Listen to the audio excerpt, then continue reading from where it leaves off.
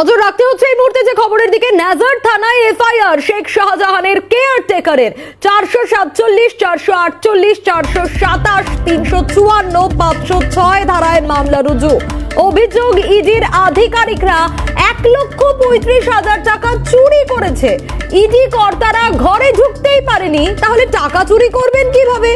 এই বিষয়ে পরবর্তী ক্ষেত্রে ইডি স্পেশাল আদালতে তুলে ধরবেন, এমনটাই খবর পাওয়া যাচ্ছে। আরো বিস্তারিত জানবো মেঘার কাছ থেকে।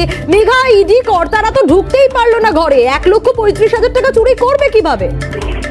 একেবারে সোনিয়া, তোমাকে মনে করিয়ে দেবো, বেশ কিছুদিন আগে অর্থাৎ গত 5ই জানুয়ারি এনফোর্সমেন্ট ডিরেক্টরেটের তরফ থেকে সন্দেশখালীতে যে তল্লাশি চালানো হয়, সেই তল্লাশির শুরুতেই তারা বাধাপ্রাপ্ত হন এবং সেখান থেকে দাঁড়িয়ে তার কেয়ারটেকার তিনি নাজার থানায় একটি এফআইআর দায়ের করেন। এফআইআর কি উল্লেখ করেছে, জোর করে ঘরে ঢোকার চেষ্টা করা হয়েছে এবং ঘর প্রবেশও করেছেন তারা।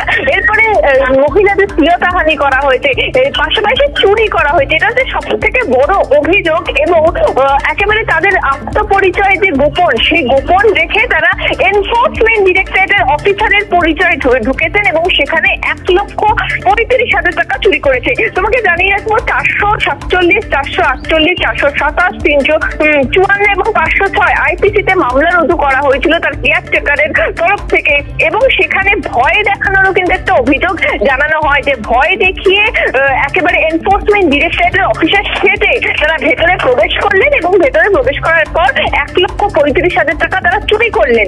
এই একটা গুরুত্বপূর্ণ অভিযোগ তুলে আনা হয়েছে।